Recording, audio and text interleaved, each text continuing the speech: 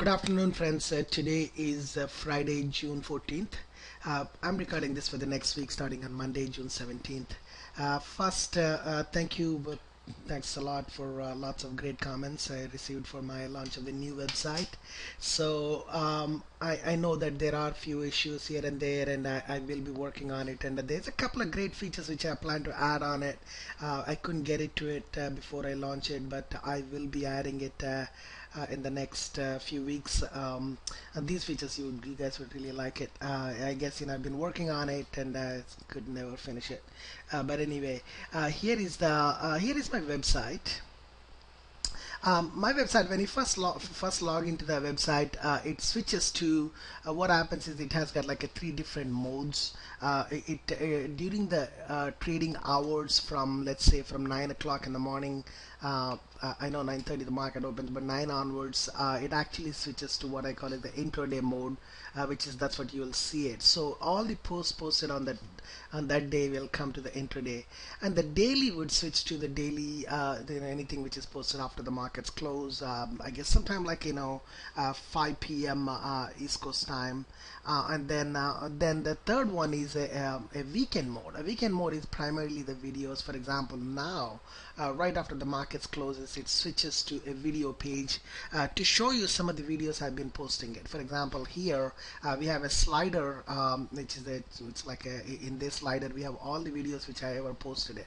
So you could actually scroll down and see all the videos whatever I posted it, or you could go to any video and jump to that particular video and then see that video. For example, the last week I posted, let's say, June 10th, and it'll switch to the June 10th, and you'll see that on the top, and then of course you can click on it, and then it'll start displaying that particular video for the day. Of course we won't play that, but and then what else would happen is, let's say, suppose if it's an intraday right now, of course it's already saying that for the Monday, but since of course Monday is not here, so there are no images found, but we could always go back to any date. Let's say, for example, if you wanted to go back to, let's say, June 12th, and then say click on show, and then it'll show all the charts I posted on that day, and it'll put into what I call it a chart show, kind of a slider.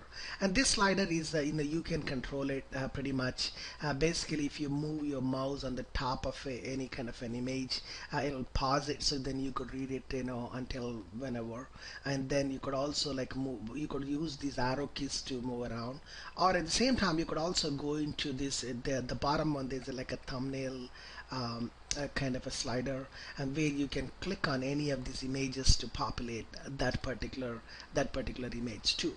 So, and then if you wanted to let the slider automatically slide, then you just move your mouse away, and then it'll pick it up from wherever you left off.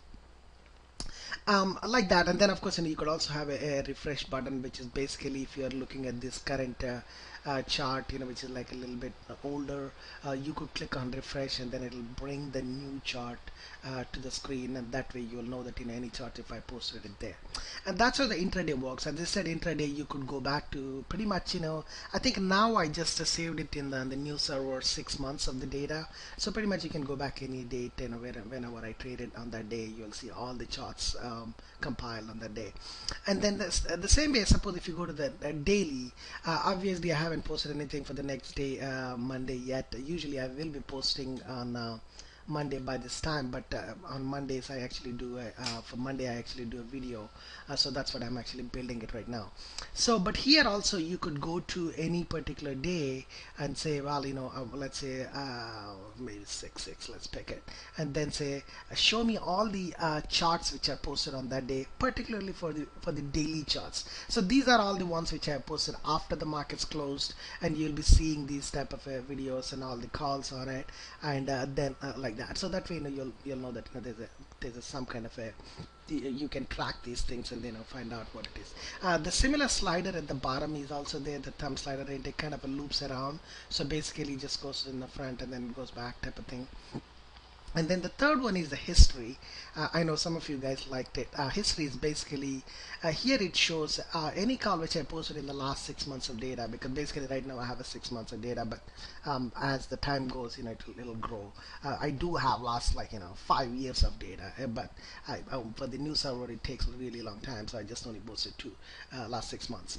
But anyway, here you can actually slide through any of these images, and you could use your mouse to slide back and forth, and then you could also jump to any particular image right there onto that, and it's supposed to bring it up. And then but the another cool thing is there is a bunch of stocks which I usually track. There's a little more list than this one. I probably will be adding it. So there you could jump to one of the stock, and let's just, for example, Cisco. You wanted to see every single call I ever made for Cisco in the last 6 months, and then all you will be seeing all these images which are posted these, and this is coming from the daily side of the charts. So you'll be seeing all of this, and then how I posted it or what I called it or anything like that, so that way you can have full tracking. And then you could also enter a symbol. For example, take my C-trip calls. C-trip calls, then you can go to the history, and then see all the calls whichever I called on that day, and then you can jump to that image and see that too. So that's what the video, the history does. And then the videos is, of course, obviously you guys know, the videos, that's what all the videos will be there. As I said, I have a couple of great ideas with the videos, which I'm still working on it, but I'll be bringing them in the next few weeks, I guess. And then the next biggest thing is, of course, my entire concept of building this is because I wanted to do something called a pattern galleries. Pattern galleries is basically at least the patterns which I trade. I wanted to be able to post those, could be intraday, could be daily, but so if you were to jump to like ABC bulls, then you will see all the ABC bulls in a slider, and basically you will see all my current calls or everything like that. And then I'm still working on one of the algorithm which actually does something called an auto posting, and that is actually today only I was working on it, and I will be updating that, so that way it will take all the images wherever I posted elsewhere, and then it'll categorize it and put it into different kind of galleries itself. That's something which is not done, but I am working on that. So for example, here it's a similar slider like the intraday or a daily kind of thing, and there you can actually go backwards and forwards and like that too. And then one of the biggest thing is head and shoulders or any of these patterns which I have it, and these are all completely automatically detected. I know a couple of these links are kind of broken. I'm going to be working on the content into it so far, and I worked on most of them. Some of them are still not quite completely there. It's but I will be updating these things as time goes by. So that's what the pattern galleries does, and support tools is the tools which I use it to trade it. I'm sure most of you know that, and also like super bars or CMI volatility, and these are all the things which I constantly post it to my website. On the top, what we have is the horizontal bar. Basically, one of them is just this is another concept which is not complete. I'm just still working on it. It's right now what it does is it basically shows about 16 of these patterns which I use it to trade. And in this particular, these are 16, but actually technically maybe they're like 7 or 8 of them actual full patterns, because you won't call head and shoulders and inverse head and shoulders two different. I know two different patterns, but they're the same structure. So here what happens is, if you could just click on, like for example, head and shoulders, and head and shoulders will jump to that particular thing, and then I will when I release the next idea, you guys will know what I'm talking about that too. So this is the another one, and then let's see the products pages. I'm sure you guys know I've actually kind of shrunk down some of the products which I thought that I won't be releasing anymore, and then I will be adding few new products also, and that was the reason it's actually taking a lot more time for me to release the website, but I never got it to this point, and then I said, okay, I'll release the website and then I'll add the products later. So then you can just see the similar product, and some of them are removed and some of them are not added anything new yet, but I will be adding it, and there will be these new combo packages are also there in this. And then I guess the rest of it is basically it shows my research and all the any interviews or presentations I have done. Oh, by the way, I think on June 6th I did a BMT forum. I don't know if you guys, anybody missed it. This is actually pretty cool one. It's actually talks about the, well, sorry, I'm still fighting some kind of a cold here, but here basically it's not just the patterns, but the concepts behind the market context which I use it, how I use the pivots or volatility, or when I scalp trade, or when do I avoid it, and that type of thing. So I brought about an hour and a half or so of presentation, and you guys might like it if you haven't seen it. And it's actually built using Prezi, which is a newer presentation tool, which I absolutely love it. It's really fantastic. So you guys should take a look at it. So some of these presentations are online available, so you can take a look at it. Most of the BMT presentations are all online. You could go there, or you could jump from here to see it also. The rest of all of them are just the list of my seminars, anything whichever is coming. It right now I do not have anything scheduled. And then of course it jumps to my blog, and then it talks about my book. I guess the book link is outside right now, but it'll be inside pretty soon, because I had an issue with it. And then just then it talks about my website, and that's pretty much it. Basically I wanted to highlight the pattern galleries, and that's the key. And plus, in addition to that, my constant posts I do during the intraday, daily, and the history, and that type of thing. That's it, guys. I'm sorry it took a little bit longer than what I thought it should. Okay, now let's go back into some of the let's start looking at the charts. S&P actually, I'm a bit surprised. Both days, yesterday was a really surprise, because the market actually rallied up. Pleasantly surprised, because if you guys look at it, last time when I was talking to you, I said that, well, look at this S&P on May 22nd. May 22nd is the high. That was the one we were expecting, 1680 level. I think the high on the S&P was, let's see if I go back and look at it on May 22nd, which is 1687. And then of course on ES it's actually pretty accurate, because S&P is a little different. We don't trade S&P, we trade actually the ES, the futures, and also the underlying SPY, which is different. So here what else happened is, one of the things which I was definitely expecting was, if you guys remember it, there was a massive reversal day on May 22nd. My goal was to see this actually touch at least the previous pivot. The previous pivot was 1589, which happened on April 10th. So if you look at it right this week, that's exactly what happened on June 6th. June 6th, the low was 1598, which actually happened overnight, and then it bounced back from that level. That was a pleasant surprise, because actually it did, and there was a gap. If you guys look at the intraday the ES.D kind of a futures, you will probably see there is a gap which occurred it on this day, and so that's what it filled it and then bounced it. As I said, I don't trade gaps, but I just monitor them as a key support and resistance levels. So now let's see what else is happening here. So one thing which I was thinking that, well, it probably would go down even further down, because most of the times, these things, when will happen, if there's no follow through of that sell-off, then we would continue to see, at least I wanted to see, this the mid-fib band, which is about 1580, I believe, at this point. But on that day I was looking at a little bit higher. Yes, that's right. Yeah, I was thinking that it would come to like 1625 kind of level, and then 1625. Okay. Yes, yeah, 1567.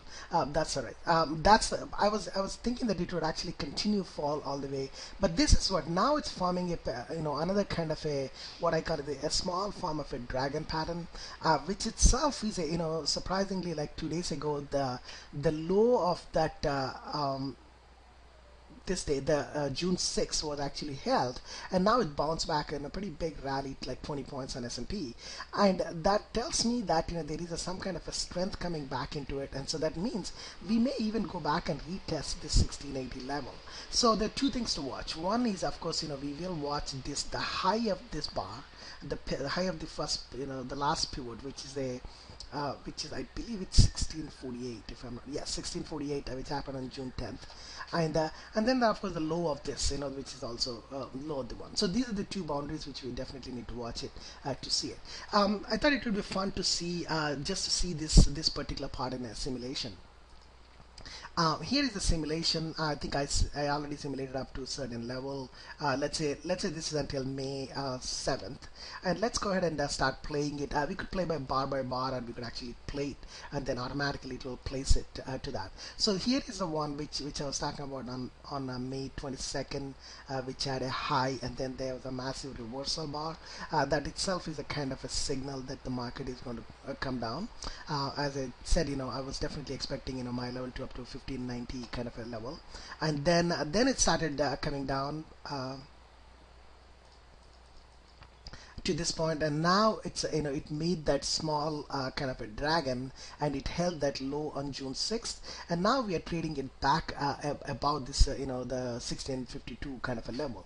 So I'm thinking that probably we would continue higher, and if we were to really close above the 1689, I think we are not done going up, and I believe we will go up. And in fact, I am quite bullish on the markets for the next, I believe, 18 to 24 months. I wouldn't be surprised if S&P really rallies all the way to like 2000 in the next 2 years time frame. So I guess, with that respect, of course, we do expect it to see, because I do want it to see some of the pullbacks, so that way we can get back into some of the great stocks we have. And okay, now let's go back into the charts. So let's just start looking at some of the charts itself. So that's S&P, and as I said, S&P completed its ABC and all that. One of the things, this is a tricky thing. I actually stopped watching this CL because I think like 2-3 times it just actually, I was thought that it would go one way, and it just completely turned around and went other way. So I probably don't like to do any more of analysis, but I thought it would be just a to see, because lots of people ask me about this one too. So here is what else is happening. This is the CL. So one of the thing what I was looking for, it is there is a kind of a symmetric triangle formation which is happening in this CL right now. And this and here, when it actually broke this in the beginning of May down to the downside, I thought the symmetric triangle is done, primarily because most of the symmetric triangles, when they break out about 2/3 of the way from the apex, they are more accurate. Well, in this case, it seems like that didn't happen, because it's actually, it broke down and then it went back up. And the symmetric triangles, another key thing which also happens is, it's a most of the time there are 3 swings up and 2 swings down. So that means the upper trend line must see at least 3 pivots, and the lower trend line see 2, or a opposite of it, like lower trend line 3 and upper trend line 2. So usually after the 5 swings, you kind of know that, hey, there is a triangle is going to break out now, kind of thing. Well, guess what? That didn't happen here. It probably had like 8 of them or 9 of them. So there's so many swings that I'm kind of lost in the trade itself. So I'm just not going to do anything, but I have a feeling CL is moving up. I'm sure you guys noticed the gas prices are moving up too. So I guess come July, probably prices will be high for the driving season. So it's right now, it's actually breaking out of this point. So if you guys are trading it in, I think I would trade it only from the bullish side. As I said, we had to trade with the trend. It doesn't matter what we think, but it's basically you have to trade with the trend. Market is always right. So let's just look at it that way. Okay, now let's move on to next one I wanted to show is let's see gold. I have no idea what's going on in gold. Gold is in a massive consolidation mode, and I think I'm just going to avoid this gold kind of a trade totally. I have no interest in trading GD, GLD, GDX, or gold, or rand gold, or any of these things. Basically, I'm just thinking that this is, have a feeling. Somebody actually said it right in the middle of April that we may see a pretty long consolidation all the way until probably like July, August time frame. And I was thinking that, wow, really, there's no consolidation. It had a massive momentum to the downside, but I was wrong. So basically, I guess we are seeing a consolidation, and this is kind of, again, it's forming a symmetric triangle, but I have no idea how it's going to materialize. I'm just going to ignore gold. Now let's go ahead and start looking at some of the stocks. Let's look at this stock called Air Methods, which is a it's a pretty cool stock, and the only thing is I wanted to show you it's a double bottom kind of a pattern. It kind of a looking like it's a head and shoulder pattern. In fact, it does have a head and shoulder pattern, but I have a feeling this is actually going to break out, break up higher. Right now, it is trading at a 200 period moving average, and if you look at the left shoulder is also 39, the right shoulder is 39. This is the point of real critical. And today I was watching it. As I said, I do not have a position in Air Methods. In fact, even this week I was very cautious. And taking in a new equity position. So there's a couple of days, I thought that I might have missed it, but I'm still not 100% sure. I think if the market does, S&P does close about 1648, I may start thinking about taking some of the great stocks. In fact, somebody mentioned it, and this is a pretty cool idea. I don't know why I didn't think of it before. They said, if I were to show the stocks which I talked about last week, for example, June 10th, I should have even the June 3rd too, I believe. Let's see if I can go back.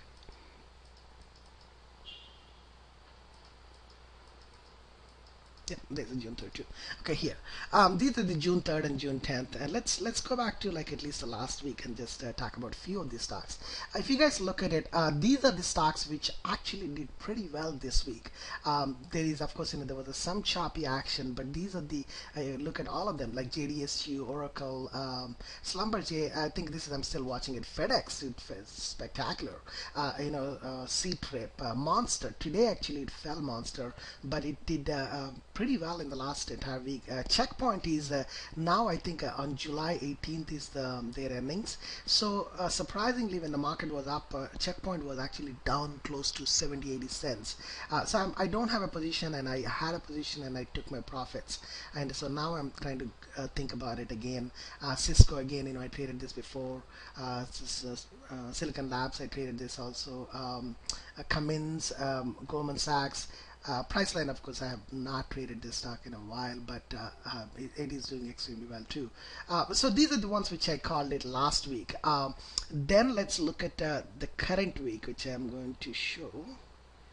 Wow, these fonts are really small. Okay, June 17th. Okay. So that's the Air Methods, and so some of the stocks, of course, when I post it, I'm actually going to monitor it even the following week. So those are the only ones which I talk about it. As I said, I do have a list of about 150 stocks, and there are some other interesting ones, but I think these are the ones which I monitored because I wanted to take positions into it, or some of them, I have positions already, and I'm trying to protect, whatever profits I have or losses I have. But that's how I actually look at it, the markets. Then the next is Checkpoint. Let's actually look at Checkpoint. Okay, there are quite a few things going on in Checkpoint. One of the biggest thing is Checkpoint is actually developing what I call is an inverse head and shoulder pattern. Inverse head and shoulder patterns, usually needs to be traded only on the neckline and above. That means, once it crosses about $52, that's when I'll think about it. But I have actually traded this from the ABC perspective, and once it reached that neckline, a couple of weeks ago, I actually closed my trade, and I was right that I was thinking that it'll go back and retest maybe. But I'm also not sure what would truly happen because its earnings are July 18th. If you look at yesterday's price action, it's kind of surprising. So in that case, I'm just going to wait for it. But let's see what else is happening here in the ABC mode. I'm actually going to go and start looking at my notes. Yes, let's bring it up.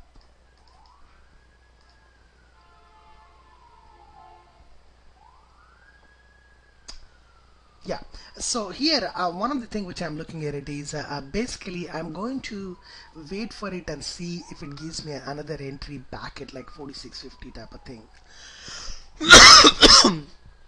Really have no clear reason to think that why that should happen, but if it does happen, I think I probably wanted to take it because I'm still thinking that the markets may probably tend to move up.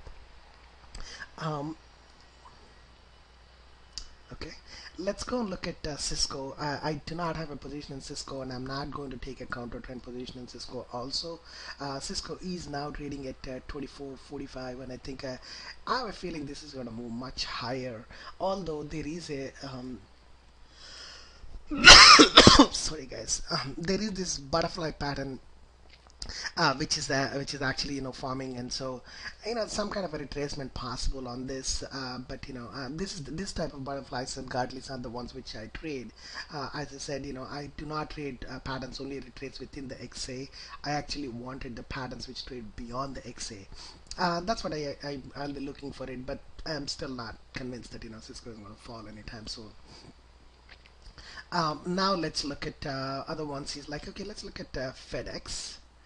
This is the one which did a spectacular yesterday. Yesterday it was up like $3, and today, in fact, today it was up in the morning about $10, I believe, $10. And I do have positions in FedEx, and I am going to wait for it. And their earnings are due on June 19th.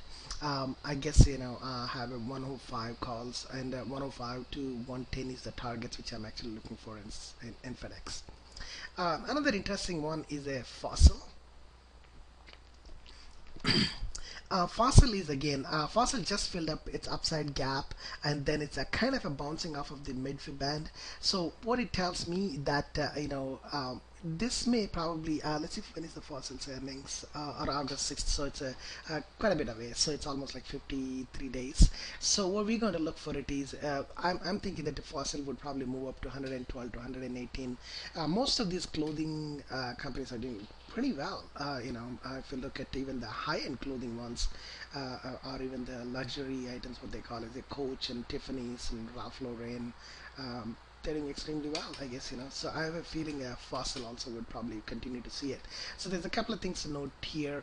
First is so if our targets are between 112 and 118, so right now it's trading at 104, and so if you look at the gap here, the all the way gap in this is in 2012, it's almost a year ago. May 8th, I think. So this particular gap, when it actually fell quite a bit, so this entire gap needs to be filled.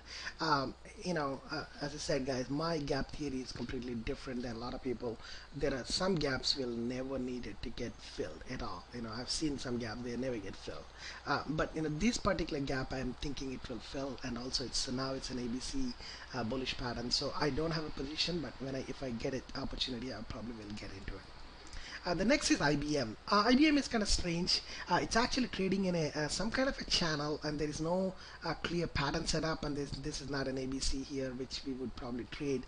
But one of the things what I wanted to look at it is here. This chart. So what else is happening is this has a kind of an ABC, head and shoulder pattern, and I am not going to short this stock at all. Only thing is it is trading in a channel, and this channel is from 185 to 210, and right now it's trading at 202. And so in the last few days, actually last few weeks, the action has been negative in IBM. I guess that kind of tells why the market is just in a sideways mode since it reached that May 22nd high. So because an IBM is an absolute leader in the tech sector, so I'll be monitoring IBM for it. As I said, I have no position in IBM. Let's look at Intel. Let's turn on this. Intel, let's see if I can move to this here. Yes, Intel. I'm still pretty much confident that Intel is moved to a much higher. I wouldn't be surprised if Intel moves to close to $30 in the next few months. So at this point, I'm going to these are all like just my own things, guys. Don't go ahead and start trading it. I'm just a private trader myself. Primarily, it goes to. I'm thinking that it will probably head to much higher, to 28 to $30. But I actually left until once I got this. I forgot when I traded it, but I took pretty good profits out of it, and now I'm still waiting for it to come back and give me another trade into it. But so that's what I'll be looking for it. JDSU is quite interesting. It is doing quite well. It's kind of in a consolidation mode. JDSU targets are again $16 to $17, and this is what I think we posted last week also. Yes. Then another one which I have no position, and I don't even remember in the recent months trading calls. But Coles, one of the thing what I was looking at it is, it actually gapped up in an ABC pattern, and then another thing what's happening, it's kind of consolidated, almost like a month of a consolidation, and today was the first day kind of a showing its kind of a breakout more. Usually, these type of a when the patterns break out, give a big gap and then a breakout, and if they really don't fill the gap for a long time, they actually tend to move up, and I have a feeling this is probably going to probably move up to the higher side too. Now let's look at the monster.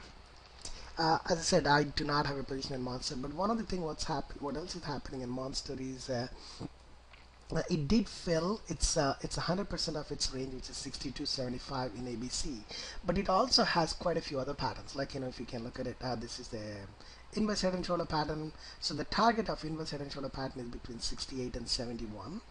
And then also another thing, what else I'm looking at it is there is this type of a Gartley pattern which is developing it. So this is not complete, so we are obviously not going to take the counter trend trade here, but I have a feeling this probably would move up higher, although today it fell like at $2.87 in monster. Okay, now let's look at Oracle. And this is again, I do not have a position in Oracle, but I have traded Oracle in the past. Actually, this particular ABC I have traded it. Now I don't have it, and I'm actually going to wait for it. But I think Oracle earnings are also due.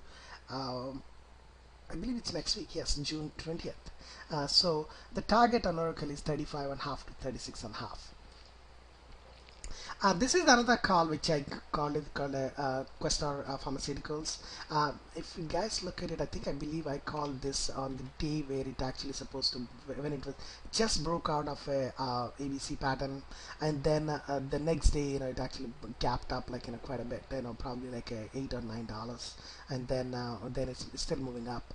Again, I do not have a position on Questcore Pharmaceuticals. In fact, it's not even in my list of 150 stocks. This is somebody else sent it to me, and I looked it up and I said, hey, this is a pretty good stock to probably trade it, but I have not traded it myself. Okay, now let's look at Cena. One of the things which I'm actually quite interested in Cena is I have no idea why this one happens here. Let's check this. Okay, there. Okay, so here, I think one of the thing is it's actually building up kind of a long range, and there will be, of course, ABCC will be seeing it along. So usually these type of stocks, when they come and actually break out, they would probably break out much higher. So that's what I'm actually looking for it, some type of an opportunity to trade Cena. Next is the statuses. This is amazing. All the 3D companies are going bonkers. This is the ABC pattern here, and this one, of course, even the 3D systems is also doing well. So here, right after reaching its the 79%, 62 to 79% range, now it's actually bouncing it back. So it does tell me that maybe we are probably looking at much higher prices to come. Probably I wouldn't be surprised if it reaches this 99 to $109 range. The next one is Teva. Teva actually has a couple of patterns here. Yeah, there. One second. Let me see if I can.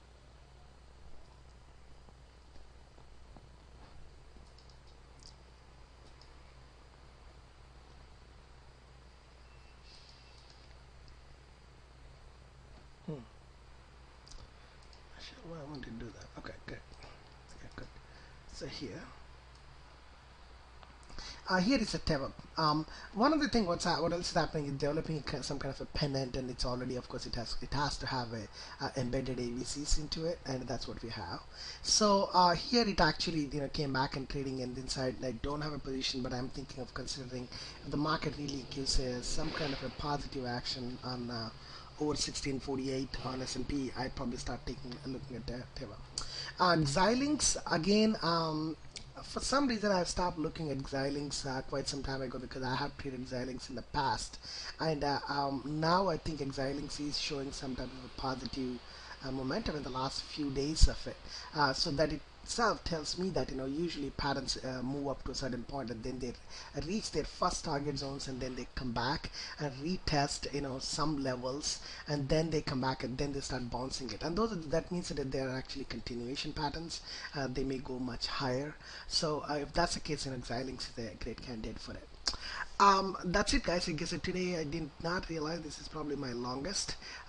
Anyway, thanks a lot. Thanks for your comments again, and please do send any kind of suggestions you may have for my website.